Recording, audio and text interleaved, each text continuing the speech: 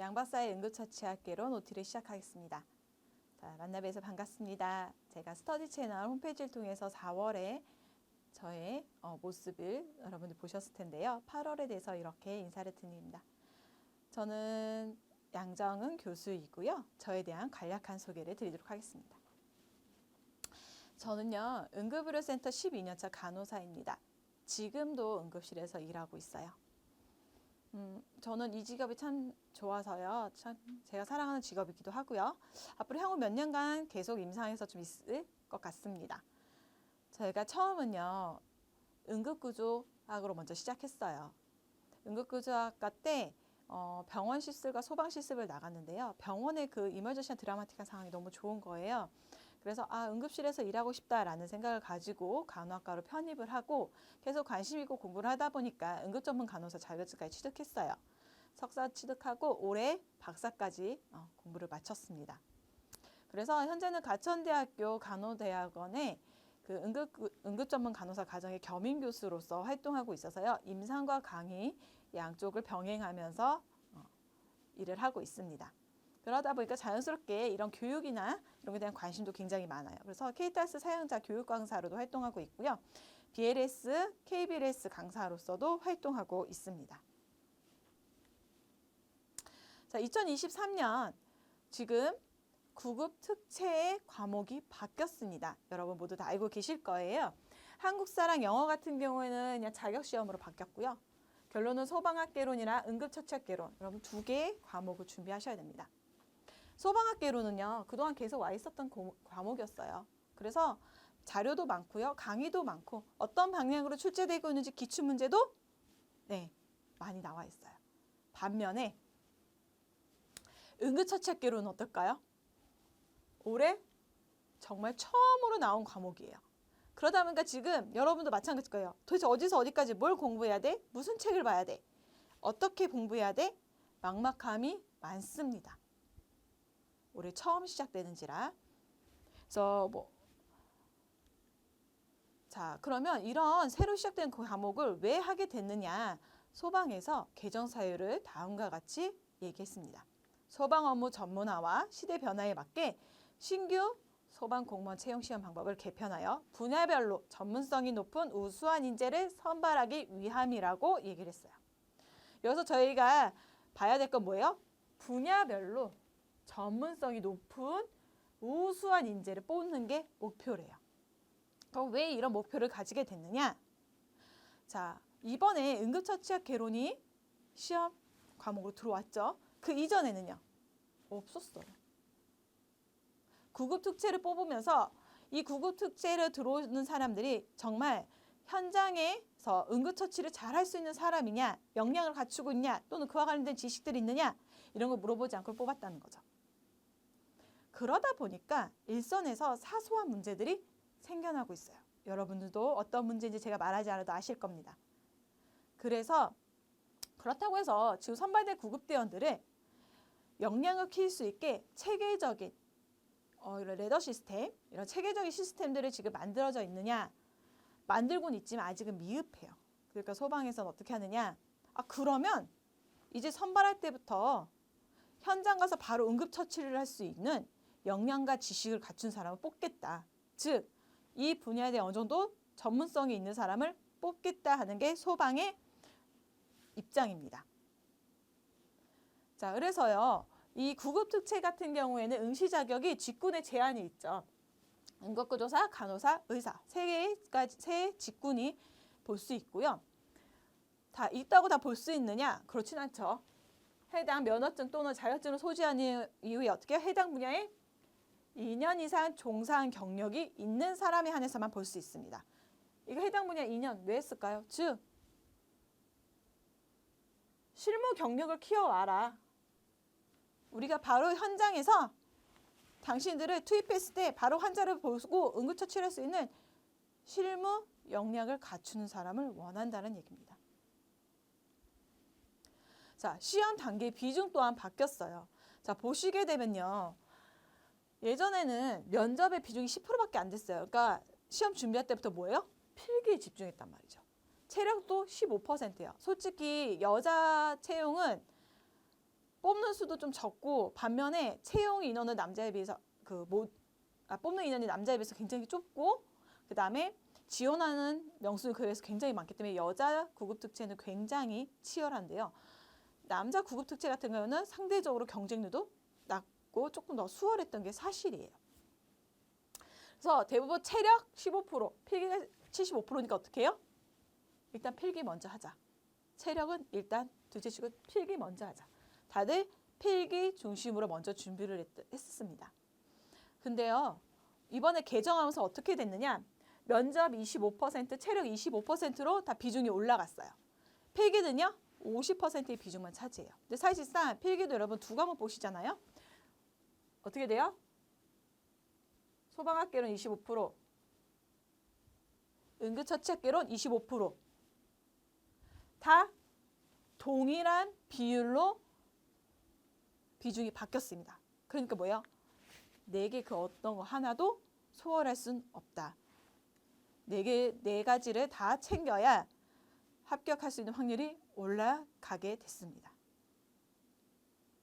그러면 시험 범위를 저희가 한번 보도록 할게요. 크게는 응급처치학 총론과 강론으로 나누고 있고요. 총론 AW들을 보게 되면 응급의료 체계, 응급구조사의 역할과 책임, 그다음에 응급구조사 안녕, 의료 법적 책임 플러스 관련 법령도 물어보겠다라고 공고를 했어요. 그다음에 응급의료 통신 및 기록, 구급차 운영, 재난관리, 특수재난 이렇게 해서 총론의 범위가 이루어지고요. 전문 응급처치학 강론 같은 경우는 전문 심장소생술, 전문 소아소생술, 전문 외상처치술, 내과 응급, 특수 응급 크게 5가지의 분야가 시험 범위에 포함이 됐습니다. 자, 근데요, 총론을 가서 저희가 다시 한번 더 살펴보도록 할게요. 자, 제일 난감할 때가 어디냐면 의료 법적 책임이에요. 저도 응급의료 관련 법령을 봤는데요. 요 2년 내에 굉장히 많이 바뀌었더라고요. 그래서 3, 4년 전에 이 응급구조사 자격시험 국가고시를 준비하셨던 분들이 그때의 법령을 기억으로 해서 문제를 푸시게 되면은 틀리실 수 있어요. 처음 보는 개념도 들어와 있고요. 용어도 조금씩 미묘하게 달라졌습니다. 이러한 부분들을 다 최신에 바뀐 법들도 챙겨서 봐야 되고요. 자, 재난관리나 특수재난 어떠세요? 저거 뭐야? 막막해. 이렇게 느껴지시는 분야인데요. 지금 코로나 상황이기 때문에 저희가 감염병과 관련된 재난은 어느 정도 익숙해졌어요. 근데요, 재난에 감염만 있을까요? 많은 상황들이 있죠. 사실상 재난을 우리가 많이 겪어보진 않았습니다. 어때요? 매우 낯설다. 그래서 어디서 어디만큼 뭘 봐야 될지 모르겠다. 이렇게 반응이 나올 수밖에 없는 거죠. 자, 강론 부분을 보도록 할게요. 자, 전문 심장소생술. 자, 결론은 여기에 BLS도 같이 포함되어 있다는 거예요. 기본소생술도. 자, 2020년도 중요한 가이드라인이 개정되었죠. 뭐예요? 우리는 아하라 부르고 그들은 AHA라고 부르는 아하에서 BLS, ACLS 가이드라인이 변경되었습니다. 그러면 아하에서 이렇게 BLS 개정되고 나면요. 우리나라에서는 KACPR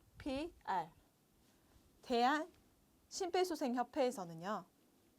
우리나라 환경에 맞게 이 가이드라인을 다시 정립을 합니다. 그러다 보니까 아하는 어디 기준이요? 미국 기준.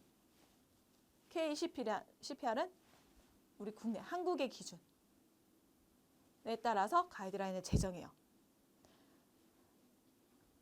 네, 미국과 한국의 의료 상황이나 모든 게 다 다르기 때문에요. 이 아하의 가이드라인과 KACPR의 가이드라인이 약 비슷하지만 가장 자세히 보면 뭔가 미묘하게 아주 차이가 나요. 그런 차이 나는 부분들을 저희가 다 알고 있어야 돼요. 그다음에 전문 소아소생술 같은 경우에는 저희도 지금도 소아 CPR 한 명만 온다 하면은 난리가 납니다. 응급실 전체가. 왜냐고요? 낯설거든요. 소아 응급 상황은 솔직히 많지 않습니다. 현장에서. 자, 그 이유 중에 하나가요. 우리나라는 임신할 때부터 산전 진찰을 해요. 그래서 뱃속에서부터 문제가 있는 아이들은요. 다 병원 내로 들어올 수 있도록 그 문제를 해결할 수 있는 그 병원으로 다 갈 수 있게 체계가 잡아져 있어요. 그러니까 실제로 현장에서 볼 수 있는 소아소생술은 굉장히 낯섭니다. 그리고 전문 외상처치술 어떠실 것 같아요? 외상센터. 외상센터에 계셨던 분들은 잘 알지? 우린 잘 알 수 있어. 하지만 외상센터 외에 계시는 분들은요. 전문 외상처치술이라는 개념이 당연히 현장 경험이 많이 없기 때문에 낯설고 어렵게 다가올 수 있습니다. 자, 내과 응급은 어떨까요? 일단 내과 자체가 어려워요. 그리고요, 내과 응급도 마찬가지예요. 우리가 응급약적에서 가이드라인이 CPR 가이드라인만 있는 게 아닙니다. TBI, 트라우마틱 브레인 인저리 가이드라인이라든지 sepsis 가이드라인 이런 식으로 여러 가이드라인이 많이 접목돼 있어요. 이 가이드라인들이요, 조금씩 다 개정이 됐어요. 그래서 이 BLS 가이드라인 개정될 때쯤에 sepsis 가이드라인도 좀 바뀌었어요. 그래서 그 전 버전과 좀 다르고요. 그 다음에 이 에필lep시 관련된 부분들도요, 전문가들 간의 컨센서스가 좀 바뀌었습니다. 그런 최신 지견들이 다 포함이 되어 있는 곳이 강론이에요. 그러다 보니까요, 다 어쨌든 이게 전문 과목이잖아요. 그래서 응급구조학과 책에 그 책을 토대로 공부를 한다고 해도 그 책은 이미 인쇄돼서 나와 있기 때문에 이 최신 지견들이 다 들어가지를 못합니다. 일일이 다 찾아서 개별적으로 공부를 다 하셔야 돼요. 그래야 알 수 있는 부분들입니다. 자, 그러고 난 다음에 또 하나 저희가 좀 생각해 봐야 될게요. 시험위원이 누가 들어올 것입니다. 자, 시험위원 보면요, 당의 직무 분야에 전문적인 학식 또는 능력이 있는 사람 또는 실무에 정통한 사람을 뽑는데요. 자, 이 응급의료 체계에서요, 가장 전문가라고 하면은 누가 먼저 떠오르세요? 저는 응급의학과 의사가 먼저 떠오르더라고요. 그리고 여러분의 이 책을 집필하기 위해서 또 최신 지침들을 모두 담기 위해서 여러 자료들을 다 검토를 하면서요, 정부에서 발간한 여러 가이드라인도 봤어요. 특히 119 실무 지침서의 가이드라인을 이렇게 딱 봐서 누가 집필했지? 하고 봤더니 의사 관련 협회, 그다음 작년 최신판 같은 경우는 대한응급의학학회 협회에서 만들었더라고요. 그래서 이런 걸 다 생각해 봤을 때 시험위원으로는 최소한 응급의학과 의사 한 명은 반드시 들어오겠다라는 합리적 추론을 하게 된 거죠. 그래서 응급구조학과 전공책만으로는 시험 공부를 하시기에는 무리가 있습니다. 최신 지견도 함께 다 알고 계셔야 돼요. 그래서 그 최신 지견들을 어떻게 했냐? 제가 집필한 책에 다 담았습니다. 그래서 제 책을 보시면 이렇게 바뀌었구나, 최신 지견들이 이렇게 바뀌었구나 한눈에 아실 수 있고요. 그다음에 응급처치학 개론 범위 보셨죠? 굉장히 넓은 거예요. 그 넓은 와중에서 몇 문제 낸다고 그래요? 지금 40문제 낸대요. 그렇다는 거는 어디서 물 얼마큼 낼지 모르기 때문에 다 알고 있어야 됩니다. 자, 그래서 응급처치학 개론의 학습 방법인데요. 제일 중요한 거는요, 응급 환자의 평가와 응급처치에 대한 맥락을 잡고 계셔야 됩니다. 응급 환자를 보는 데 있어서요, 매번 다른 게 아니에요. 그 환자를 보는 데 있어서요, 중요한 맥이 있습니다. 중요한 플로우가 있어요. 이 중심의 맥락에서 환자의 질환과 상태마다 조금씩 격가지시로 살짝 달라지는 거예요. 그렇다고 해서 중요한 이 흐름의 맥락이 바뀌는 건 아닙니다. 그래서 이 맥락을 먼저 잡으셔야 응급처치학 개론을 공부하시기가 훨씬 더 수월합니다. 그다음에 중요한 거 뭐예요? 그 범위 엄청 많은데 다 외우실 수 있어요? 저도 불가능합니다. 그래서 어떻게 해요? 이해를 바탕으로 암기하셔야 돼요. 그래서 저의 주된 역할이 뭘까요? 제 강의는 여러분이 충분히 이해하실 수 있도록 강의를 진행하는 게 저의 목표입니다. 그래서 제가 그래도 강산이 한번 변할 정도의 임상 경력을 가지고 있잖아요. 제가 그동안 경험했던 그런 에피소드, 그리고 신규 간호사는 그런 간호사들을 교육하다 보니까 어디에서 어떤 개념들이 헷갈렸는지 잘 알거든요. 그러한 부분들을 콕콕 집어서 여러분들이 이해하실 수 있도록 강의를 구성했습니다. 그래서 한 번 들어서는 그 누구도 잘 몰라요. 당연히 반복 노출을 통해서 개념을 완전히 익히셔야 됩니다. 반복 노출이라고 하면은 집중해서 매번 보는 것도 중요하지만요, 자꾸 듣는 것도 중요해요. 아, 이런 단어가 있었어. 아, 이럴 때 이런 개념이 좀 있었지?